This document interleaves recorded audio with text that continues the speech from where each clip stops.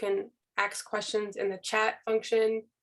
And anyone that's watching can watch live as well on Facebook, on our Facebook page, Food for Thought Fridays. So you can watch both ways. All right, well, let's start with the introductions, and I'll go first. If you didn't pick up, my name is Haley, and I'm a NTA certified functional nutritional therapy practitioner based in Southeast Michigan. My mission is to empower clients both locally and virtually to embrace the healing power of food. I help women who are ready to make better choices to support their health. Those who have tried various diets throughout the years with bouts of short-term success, but either find it difficult to maintain or not feeling like they thought they would once they reach their goals. If you can relate, I can help you. I take a food-first approach to help uncover the root cause to help you discover the health you've been striving for. It doesn't have to be difficult, and it's not. I take a simple approach to difficult chronic conditions and get results my clients are looking for. Together, we work on incorporating nourishing foods into your diet, as well as a mindset and lifestyle change that support your overall health. I started the NTA in search for answers and found my purpose. Working with clients and collaborating with other practitioners, such as Mary, fills my heart with so much joy. It goes without saying I love what I do. And I'm so excited to be here today with Mary and you as we explore the microbiome. Thank you. And I am Mary. I am a formerly exhausted mom who now helps other moms beat fatigue and get back to the lives that they love. My goal is to empower my community to take charge of their health, increase their quality of life, and to feel better. So we all deserve to be healthy and to live life to our fullest. You deserve it. Your family deserves it. Your generations to come deserves it as well. I know how exhausted and overwhelmed you are. There's so much information out there that we have to sift through. So that's why we're here. So let's get to business. I'm a mom as well, and I try to figure it out all on my own. After the birth of my children, I realized that my doctors couldn't provide the solutions I needed to keep myself and my family healthy. My children struggled with sensory processing and GI issues. I dealt with mysterious fatigue, brain fog, and autoimmune diseases, disease. I felt drained and helpless. No one had an explanation that made sense to me or just did not ever get to the root cause. And I was determined to solve my family's health problems that I built on my work as a graduate level science educator and began studying nutrition. So fast forward 12 years, I'm now a functional nutritional therapy practitioner like Haley, FNTP, that's what we put after our name. And I finally have answers. So no more fatigue, no more brain fog, no more missing out on my children's lives. There's an explanation for why you feel so tired, and it's not your fault. So the good news is that there are solutions, and it's time to get back to your family and to doing the things that you love. So just some housekeeping stuff. This presentation is for educational purposes only. It is not intended to diagnose, treat, or mitigate disease. Consult your healthcare professional about new dietary choices or supplements that may interact with any medication. And just a little, what would you call it? Just a little informational thing. We're going to be doing Restart in August. And if you're asking what Restart is, it is a 21-day gut restoration, perfect to go with today's presentation. It is a simple but extremely powerful program that focuses on real food. There are no pills, no powders, no prepackaged food. This is not a direct sales company. This is our program that Haley and I teach together and also on our own. And it's a great experience. I do it myself. And best of all, you do not have to figure it out by yourself, and perfection is not required to join. We don't guarantee or promise a quick fix. However, Restart is a personal journey of self-discovery with tools you can use for a healthier lifetime. And we would love for you to see for yourself how Restart has changed the lives of thousands of participants around the world. All right, so what are we going to talk about today? Well, we're going to go over what the microbiome is, benefits and indicators of a healthy microbiome, factors that impact the microbiome, and how to support the microbiome. And we're going to start off with a question. So next slide, please, Mary. Yeah. Did you feed your gut microbiome today? You may or may not know the answer to this, but if you follow along with this presentation, you will be able to answer this question at the end. So make sure you're listening.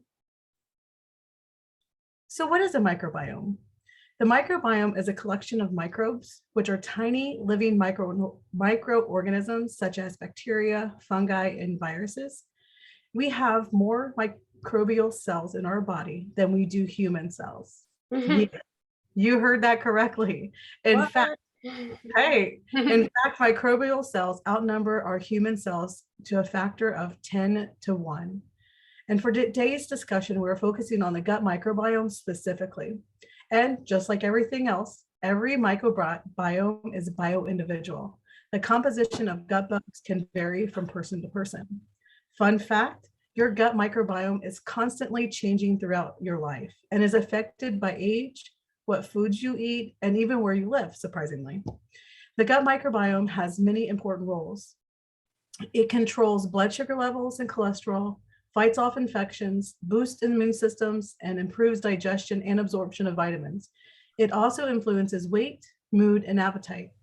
A healthy diversity of the right kind of microorganisms in the gut is one of the most fundamental aspects of good health. If our microbiome isn't happy, then our body isn't going to be happy either. This is why choosing foods that support and help the microbiome thrive is so important. So here's a picture of some different, well, one particular ecosystem, a pond. What do these ecosystems and humans have in common? So first, what is an ecosystem? An ecosystem is a community of living organisms like plants, animals, and microbes that interact with each other and their environment. So this might take you back to elementary school or middle school, wherever you learn this. We usually think of larger ecosystems like grasslands, forests, deserts, aquatic ecosystems like fresh and salt water, etc. But we also have ecosystems all over our body. For example, we have it in our nose, we have it in our mouth, on our skin, we have vaginal ecosystems, you name it, it's all over our body. The one that we're going to be speaking about today specifically, you need a microscope to see it, and it's right in your belly. So we're going to be talking about the gut microbiome. And you might ask, why is it important that we learn about our gut microbiome? Well, imagine, as in the picture, a pond. Have you ever seen or smelled a dirty pond or a dirty lake? And it's usually covered in algae. There might be dead fish floating or no fish at all. It's really not something that you want to be around, right? And then also, like, for example, we see this little frog here. Imagine a healthy pond. There's lots of animals, insects, fish, they all live in harmony. The water is clear, no nasty smell, all is well. Our guts are not much different. A poor microbiome can be marked by lower bacterial diversity, which is not as many different things in there that we should be having. And that's also known as microbial imbalance, which you might have heard the word dysbiosis, or maybe you haven't, but you're going to hear it today. So an imbalanced gut microbiome has been associated with increased disease risk in many health conditions, including, and this is not all of them, atherosclerosis, eczema, acne, celiac disease, hypertension, inflammation, inflammatory bowel disease, insulin resistance, obesity, type 2 diabetes, asthma, depression, anxiety, and much, much more. So that might be like an overwhelming list to hear, but don't worry, we're going to go more into it. But before we go deeper into gut dysbiosis and imbalance, we are going to talk about indicators of a healthy microbiome. So how do you know if you have a healthy microbiome? For starters, my favorite topic, a daily poop is a symptom of your gut health. So this is the first thing we're going to discuss. And we've shown this before in other talks. This is something called a Bristol stool chart. This is a chart that we use to, when we're working with clients and we're, dissecting their food and mood journals. We're also looking at your stools. We want to see if you're going every day, and if you are going every day, we want to know what it looks like, because that gives us a clue as to how your gut is doing. So this is a free and easy way to see how your gut microbiome is doing just by looking at your stool. It's a general picture, and it doesn't fully represent all of the colors and smells, but it gives a snapshot of what to mainly look for. Ideally, you would want to be in like a number 4, 3 to 4 range, and going at least once per day, up to 3 times, or after you eat a large meal. But the size and shape and color is not the whole picture. Do you know your transit time? What is transit test? Just by looking at the picture, some of you that might have kids or yourselves, if you don't chew well, you might, it's a little funny picture. You see a little corn at the end, because sometimes corn will go right through you and you get to see it at the other side. So this transit test,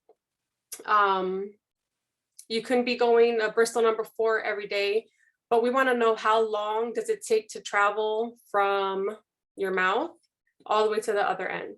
So here is an easy and free test. This doesn't involve an expensive stool test. Here's one of the things you can eat is a corn on the cob, like a whole corn. And this is the only time I'm going to tell you not to fully chew something. We normally say, make sure you chew your food really well. But for the transit test, you want to just pretty much swallow the corn. You can also use dark quinoa. You can use sesame seeds if you don't have IBS or any other gastrointestinal issues. And what you're going to do is you're going to swallow the items. If you do sesame seeds that are white, I would say about like 1 or 2 whole tablespoons is adequate enough. You're going to record the time that you swallow, ingest the food, and then you're going to record the time of when you see it come out the other end. And that's going to give us an idea. So the ideal transit time, I'm sure you're all wondering, is approximately 24 hours from when you ate it to when it's gone out. If it's less than 18 hours, it may indicate that food is moving too quickly through your digestive tract for nutrients to be properly absorbed. If the transit time is more than 24 to 48 hours, or if you do not have regular daily bowel movements, this can indicate a toxic buildup or constipation and possible signs of dysbiosis. And yeah. Let me ask you a question. Yeah. So with my clients, when they do this, or the participants in Restart, some are really surprised how slow their transit time is. Yeah. So I want to ask you, do you know, I mean, they may not have shared with you, but the longest transit time of either a client or a Restart participant? Do you know? It was over 72 hours. Yeah, mine was 6 days. You or your participant? Oh, sorry. So one of my clients was 6 days. And Yeah. we both were very shocked, but for some people, it could be 25 days or 10 days. And it could be a little scary. Yeah, and it's super interesting. So take the challenge, please. Yes. That's what I wrote down. This is a challenge. This is going to be our challenge for this microbiome talk. Is I would love everyone to do a transit test. It's so easy. Just get a corn on the cob, or if you get corn in the can, I would say like half a can would be sufficient to do this test. And record the time that you ingest the food, record it when you first see it, and then record how long you see it until. So you might not get rid of it all in one, bowel movement. Well, and if you want, let us know. Yeah, let us know. I'm curious. Just because it's a really odd request on my behalf, I'm sure. I know it is kind of weird, but it's very interesting. So it's not weird for us. It's weird for you don't just go to to lunch with your friends and be like, hey guys, my transit test, blah, blah, blah. Unless you guys are really cool and whatever. Like Mary and I, Yeah. If you're cool like Mary and I. You can sit at our table. We'll talk about transit test. Just don't talk about it when I'm in the middle of eating something. But so if you are experiencing dysbiosis, whether your transit time is less than 18 hours or more than 24 to 48, or you're not going every day, then you might want to work with someone like Haley and I, or join our Restart class, because we will help you get through this. So now you have learned some free and simple tips and tricks to determine if yours is optimal or not. It is important to also understand why you want to have an optimal and healthy gut microbiome. So it's really important to understanding why you want to make sure you're top notch. So the benefits of a healthy microbiome. Why is it important? As Haley mentioned some of these before, here are some of the many benefits of a healthy microbiome. It helps control blood sugar. I'm not going to read from the slide, but I'm going to read from my notes. It controls blood sugar levels and cholesterol. It fights off infections, boosts your immune system, and improves digestion and absorption of vitamins. It also creates your microbiome, the bacteria creates vitamins in your gut.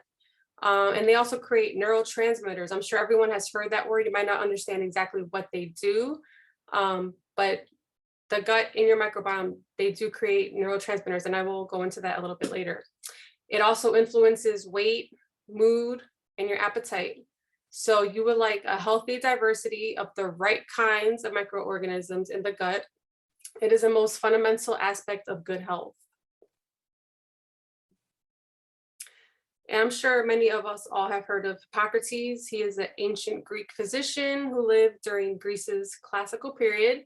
And he's regarded as a father of medicine. And he is known to have been quoted to say, all disease begins in the gut. So this is something that's been known from many, many, many years ago. So this is important. And sometimes we have to be reminded and bring this up to the forefront because it's super important. Some major factors that affect our digestive microbiome include diet, stress. Stress, that can work in both ways. You can be affected by the stress in your microbiome that create chemicals that affect your mood, or you might be experiencing outside stress that affect your microbiome. So it can go one or two ways. Your exercise or lack thereof, pollution, pharmaceuticals and drugs. I'm just thinking about my son. He was getting febrile seizures. So the doctor told us, oh, give him Advil and Tylenol back to back whenever he gets sick. So as a good mom, I followed that, and that tore up his intestines. When you take NSAIDs, non-steroidal anti-inflammatory drugs, they, on the warning, says they will mess up your intestines, and that's what I did. So I had to work with nutritionists and get his gut, which is pretty much what got me to learn more about it. But yeah, so pharmaceuticals and drugs can ruin your intestines and your microbiome. Chemicals on or around us, like beauty products and cleaning products, illnesses like COVID. They are known they test for it using in some tests, they can test for it in your feces, and it has been known to be spread in that way. COVID can cause leaky gut, does cause leaky gut, and it changes the amount of microbiomes in your intestines as well. And also your genes.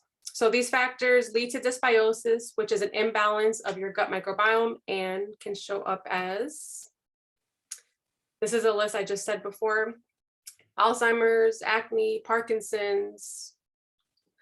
Should I go through the whole list? It's up to you. Yeah. And one thing that you don't have on there that's a little bit more relatable sometimes, like not relatable, but that doesn't have to be diagnosed, is brain fog. Yeah, definitely. Yeah. I mean, that's why I'm the bottom much more, because the list literally can go on and on. There's just so many things on here that is all stemming from the gut.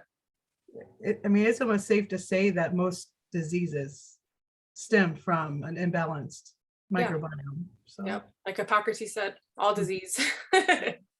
He knew he was onto something. He was on. He might not have had all the special equipment to all those things, but now all the studies, if you just go on Google Scholar or any place where you look up, scholar, actual studies, if you just type in microbiome and whatever disease you want to learn about, there's probably a study you can find on it.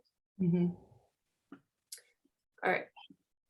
So it takes 2 blanks to shift your microbiome. Is it days, weeks, months, or years? Any guesses? Anybody?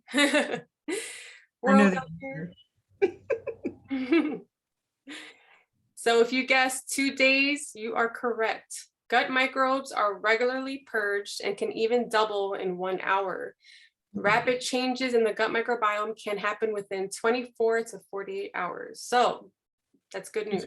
There's hope. There's There hope. is. Oh, yeah, yeah. So after all this depressing list of things here, the doom and gloom, Haley's going to bring you hope right now. I am. So, how to support your microbiome?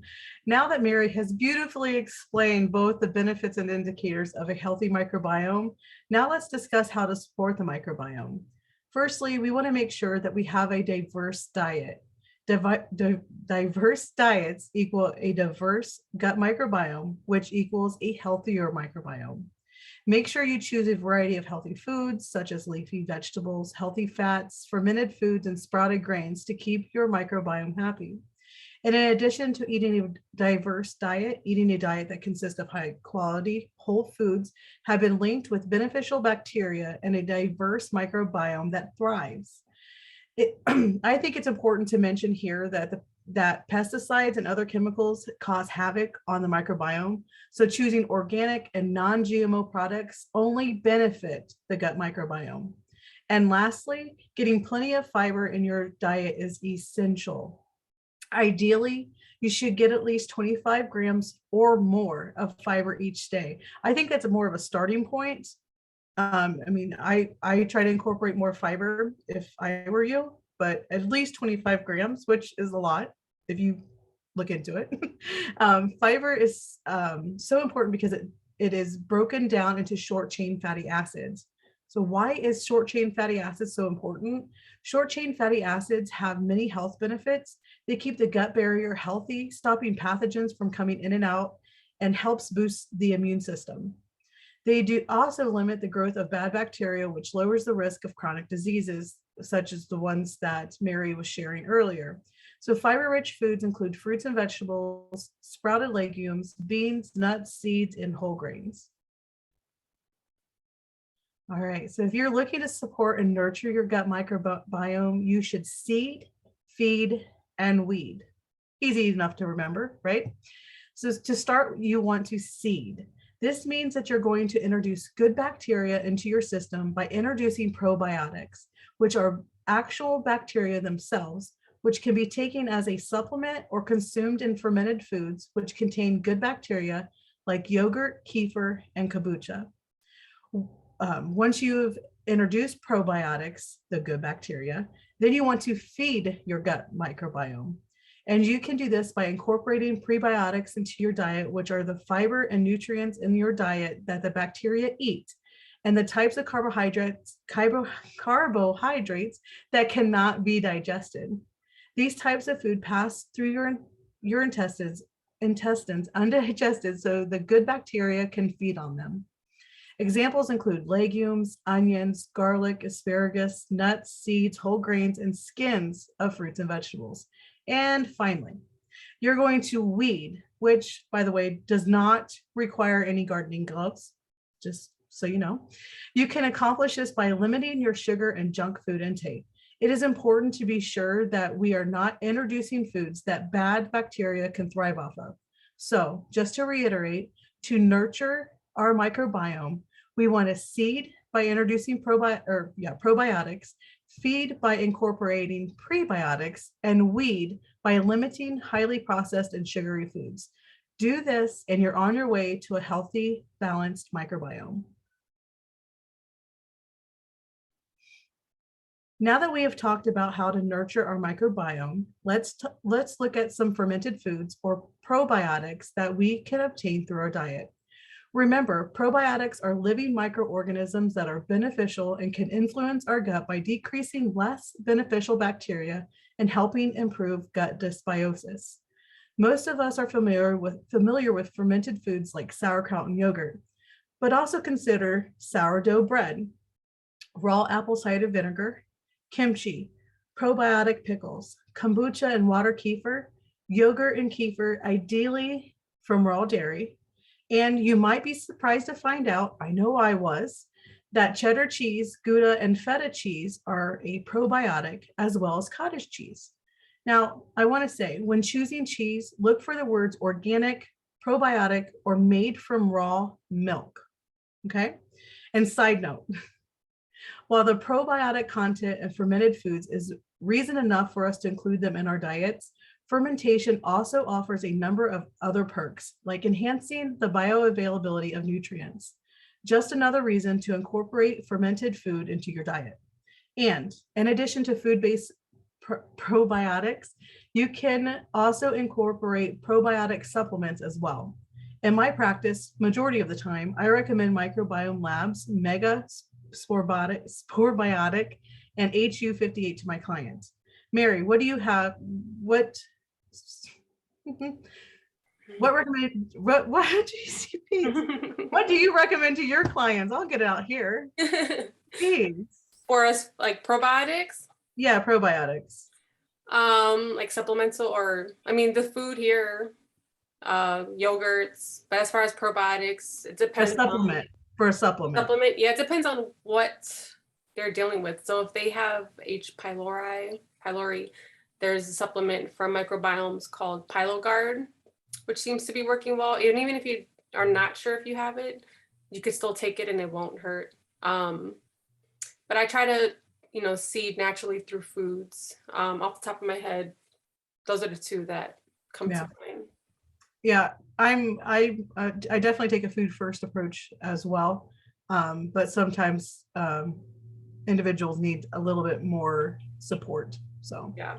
The one thing I will say though is always start low and slow with probiotics, because when you're introducing them into your supplement schedule or your diet, if you take too much, you're going to get a really bad headache and some really bad die-off symptoms, which will make you tired, and you might think you're getting sick.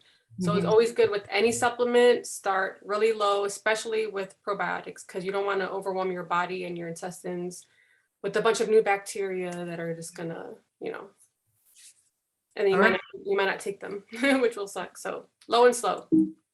I agree. Now let's discuss feeding your microbiome, because eating a diet designed to support your microbiome may result in improved overall health. I would like to note that it is important to incorporate a variety of prebiotic foods into your diet. This is because limiting the variety limits the diversity in your gut microbiome. It could actually, and with this, it could actually lead to some beneficial bacterial colonies dying off, and we don't want that. So choose a variety of prebiotic foods to incorporate into your daily diet. Include foods such as garlic and onions, artichokes, leafy greens, cooked and cooled rice and potatoes, bananas and plantains, apples, mushrooms, cruciferous vegetables, chicory root, and extra virgin olive oil. This is not an exhaustive list. I encourage you to do your research on other prebiotic foods to incorporate into your diet. This way you will be sure that all beneficial gut bacteria have the ability to thrive. Yeah, and one tip I would say is try to get foods that are in season, foods that are just different colors, and just, try something new. So this is another challenge, go and just try, if you haven't, if you don't have much variety in your vegetable drawer of your refrigerator, or you just don't eat that many different vegetables, just try one new vegetable either per week or every 2 weeks, just to incorporate something new. And you want to take care of your little bug, so it's kind of like a little gift to them and a gift to you, so look at it that way. All right, now on to weeding your microbiome. This step should not be ignored or overlooked. Just as it is important to include pro and prebiotics into our diet to support beneficial bacteria, it is just as important that we do not introduce foods that bad bacteria thrive off of. Bad bacteria thrives off food that are highly processed, such as French fries, pasta, chips, fish crackers, white flour, fast food, and the list goes on and on and on. It is so important to avoid excess sugar as well. And these can be found, or that can be found in candy, cereals, sweetened juice, cookies, Pop-Tarts, donuts, fruit snacks, and soda. And don't be fooled by the sugar-free. Don't be fooled by sugar-free or diet foods, as they oftentimes contain artificial sweeteners, which is just as bad, or if not worse, in my opinion, on the microbiome. So to sum it up, we need to avoid a diet that consists of highly processed foods because they invite the yeasty beasties into the microbiome. You can see them peeking in there, which thrive and cause havoc in less diverse microbiome that has an overgrowth of bad bacteria. So avoid creating a yeasty beastie playground. Oh yeah, which is exactly what we do with Restart. We give your body a chance to starve them to death, pretty much. Were you gonna mention, like, I think when we don't eat certain foods, it can actually cause some good bacteria to become extinct in our gut. I've already discussed that. Okay. I did mention Okay. it. And I just realized I didn't bring up the whole antibiotic thing. I think I must have skipped something. You did. Would you like to go ahead and go back to that? Yeah, I'm gonna go back quickly because I feel like that's a really important part. Sorry, y'all.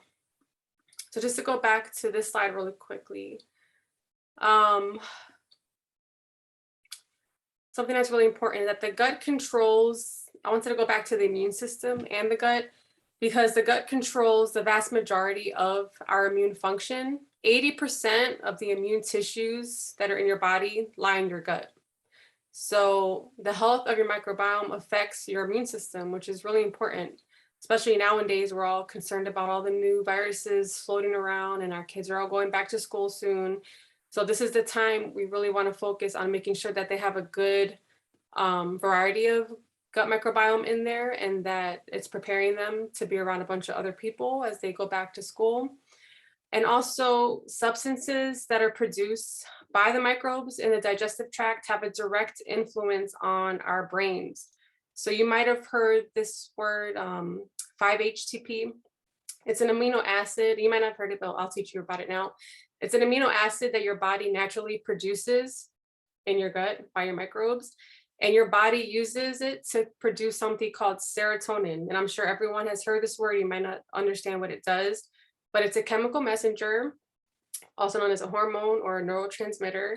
And it sends signals between your nerve cells that controls your mood and many other important functions of the body, including digestion and hunger and all those things.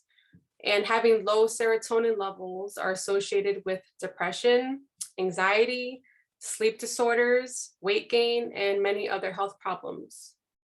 So if that hasn't blown your mind, this definitely blew my mind when I first heard it. Another thing is antibiotics.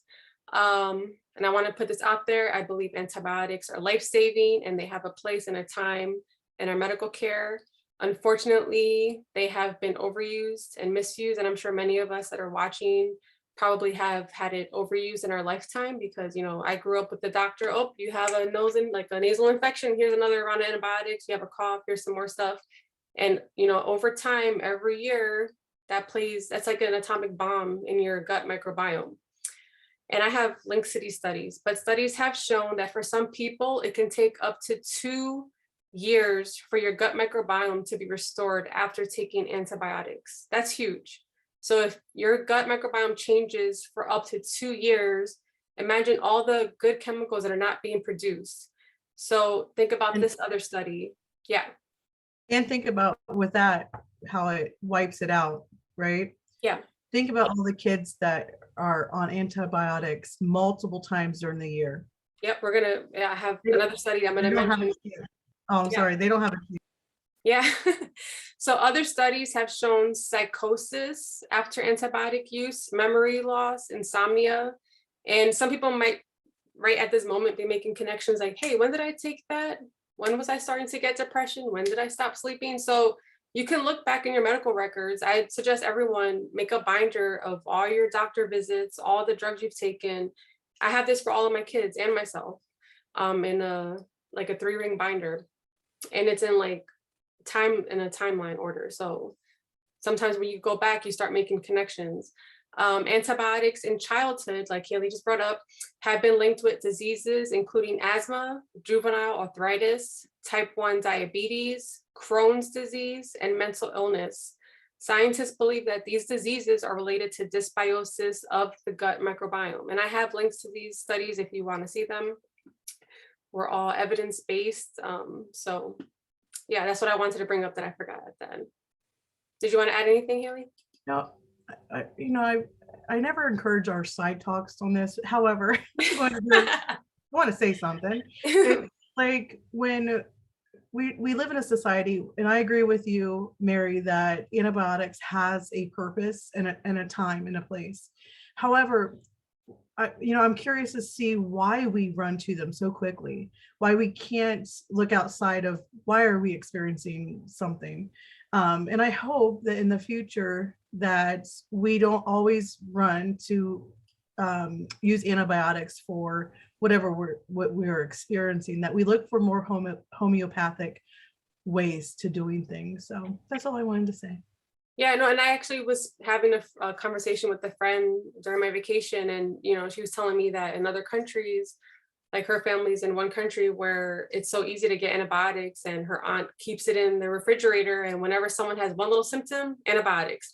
So we create these antibiotic resistant strains in our gut, and then we have all this dysbiosis, and then it leads to all of these conditions, and there's no known reason or cure for them, when really it's all stemming back to our gut. And so all the things that Haley said about, what we should be eating to feed them, avoiding pesticides and, pesticides like on our food and eating organic.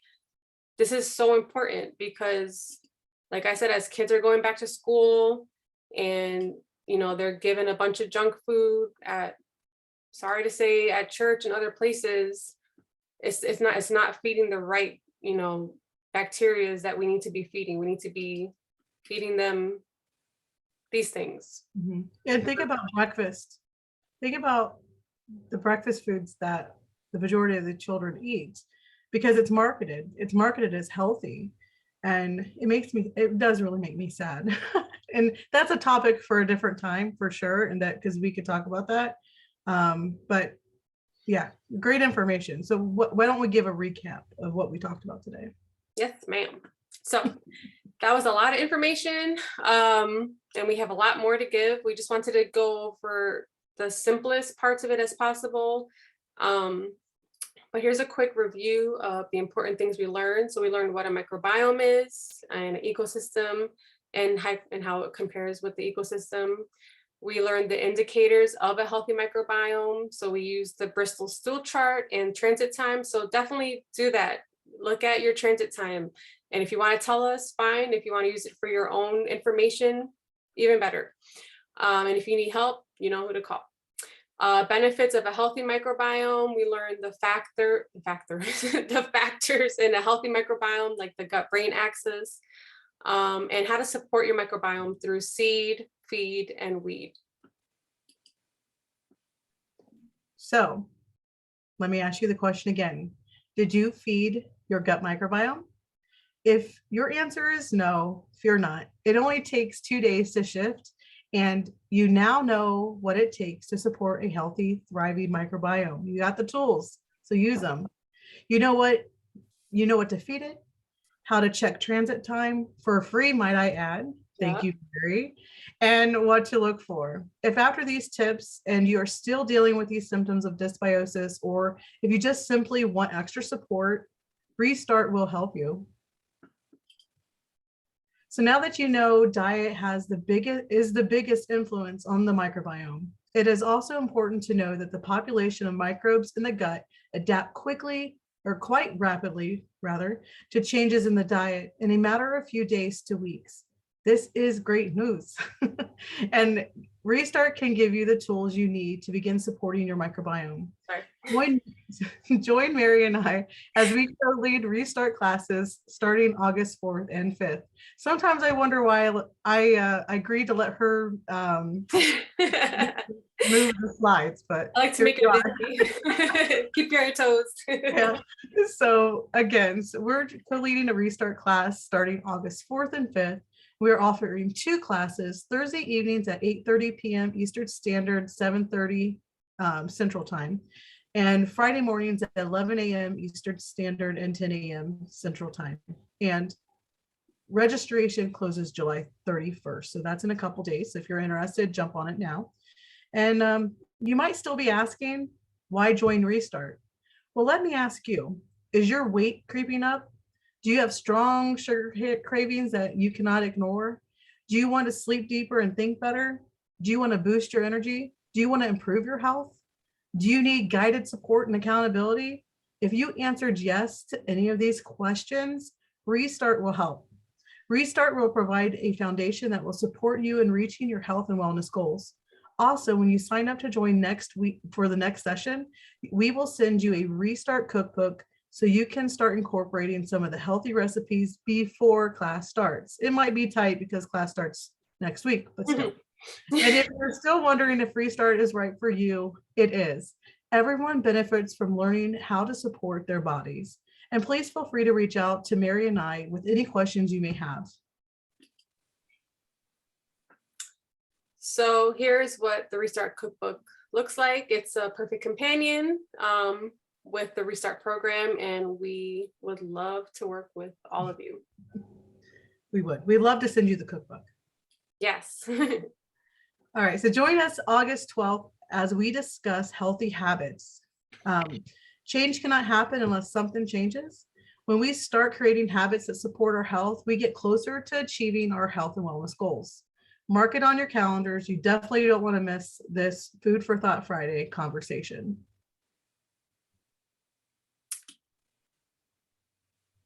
All right.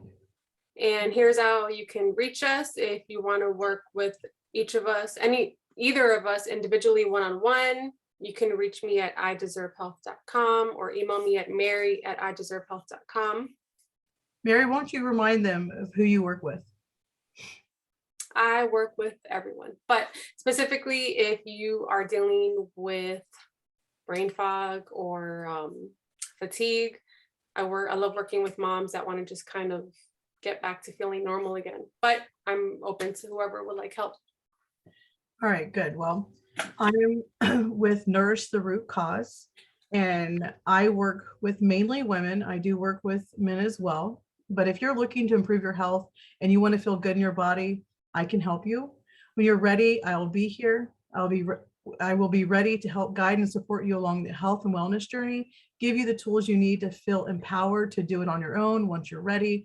And so let me ask you, are you ready to love your body and experience what good health feels like? Yeah. If so, head over to my website at www.nourishtherootcause.com to book a discovery call to see if what I have to offer is right for you. And I'm sorry, I wanted to show some books that I highly recommend related to today's topic. So this book is for kids. It's written by a nurse practitioner and his wife, and it's called The Incredible Microbiome. You can find this on Amazon. I love it. I learned a lot from it myself, and the kids love it. And how fun is it for kids? Like, right? It's so, yeah, imagine like encourage them to eat healthy. Yeah. I mean, this is beautiful. It's a great way to incorporate an education piece for maybe some picky kids too.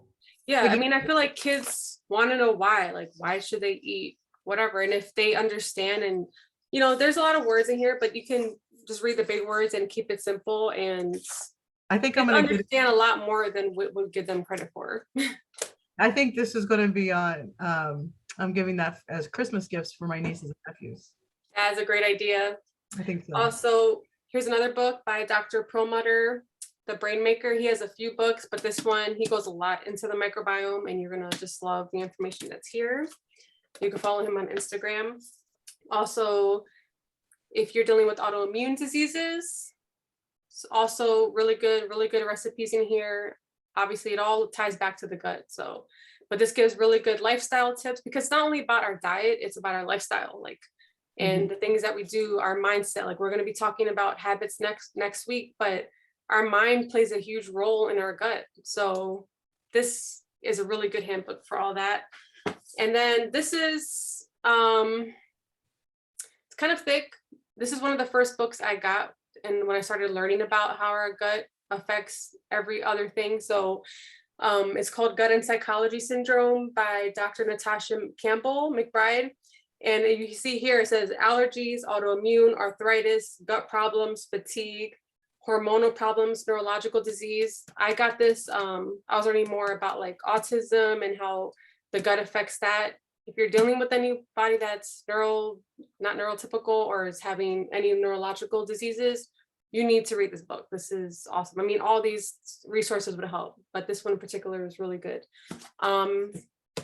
Yeah, and we also have Instagram, so you can follow us on Instagram too. I thank you for the book recommendations. I always like that you include that. So thank you. I'm sure that our watchers, our audience, our audience. So, Our people. so much for being here today, Mary. And thank you to all those who joined us either live or on the replay. If you have any questions, feel free to reach out to us. You can comment in the video, in the comment section as well. If you have a question about microbiome, even better, but it could be about anything if you so choose. And just remember that Mary is with I Deserve Health and I'm with Nourish the Root Cause, and we are here for you if you need us. Yes, we are. Thank you so much for joining. Until next time. Bye. time.